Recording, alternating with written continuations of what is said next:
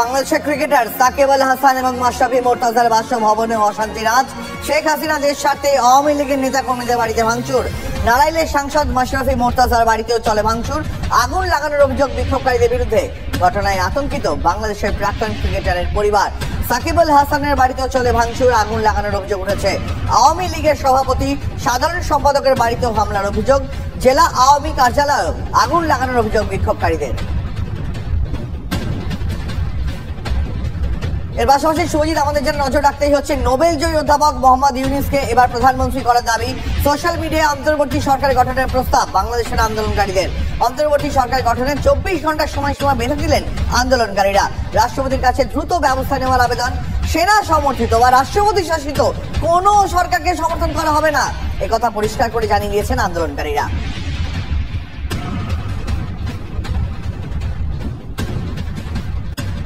অন্যদিকে আরো একটা আপডেট আপনাদের জানাই, আজ সকাল 6টার পর থেকে বাংলাদেশে শিথিল হয়েছে কারফিউ। খুলে গেছে বাংলাদেশের সব সরকারি এবং বেসরকারি অফিস, স্কুল, কলেজ, কলকারখানা।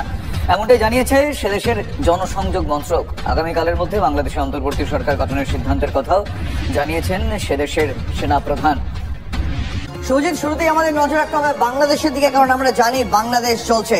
তবে এই মুহূর্তে শুরুতেই যে লেটেস্ট আপডেট আপনাদের জানিয়ে রাখবো, শেখ হাসিনা লন্ডনে আশ্রয় চাননি। হ্যাঁ, এমনটাই জানা যাচ্ছে। টিভি9 বাংলা শুরু থেকেই গ্লোবাল ব্রেকিং দিচ্ছে একটার পর একটা। এই মুহূর্তে যে ব্রেকিং নিউজ আপনাদের জানাচ্ছে, লন্ডনে আশ্রয় চাননি শেখ হাসিনা।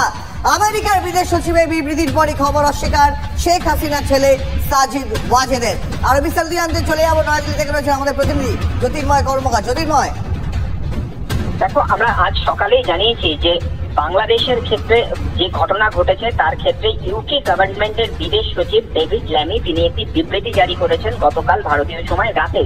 এবং সেই বিবৃতিতে স্পষ্টভাবে দাবি করা হয়েছে যে বাংলাদেশে এই মুহূর্তের যে পরিস্থিতি, সেই পরিস্থিতিতে রাষ্ট্রসংঘ পরিচালিত তদন্ত হওয়া প্রয়োজন। অর্থাৎ গত কয়েক সপ্তাহ ধরে যে হত্যালীলা চলেছে, সেই হত্যালীলার রাষ্ট্রসংঘ পরিচালিত তদন্ত হওয়া প্রয়োজন।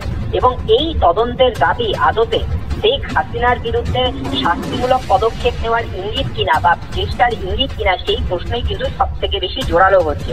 আর ঠিক তার কিছুক্ষণ পরেই কয়েকটি সংবাদ মাধ্যমকে যে ইন্টারভিউ দিয়েছেন সাজিব ওয়াজেদ, তিনি সেখানে দাবি করেছেন যে লন্ডনে আশ্রয় চাননি তার মা শেখ হাসিনা। ইউকে গভর্নমেন্টের বিদেশ সচিবের এই বিবৃতির পরেই সাজিব ওয়াজেদের এই দাবি যথেষ্ট চাঞ্চল্যকর। তিনি বলেন যে লন্ডনে যাওয়ার বিষয় বা আশ্রয় যাওয়ার বিষয়ে কোন রকম সিদ্ধান্ত নেননি তিনি। ভারত সরকারের সঙ্গে, বিশেষত প্রধানমন্ত্রী মোদির সাথে শেখ হাসিনার সম্পর্ক অত্যন্ত মসৃণ। ফলত তিনি আপাতত কোথায় থাকতে চলেছেন, তার পরবর্তী পদক্ষেপ কি, তা নিয়ে ধোঁয়াশা দিয়ে রাখছেন শেখ হাসিনা।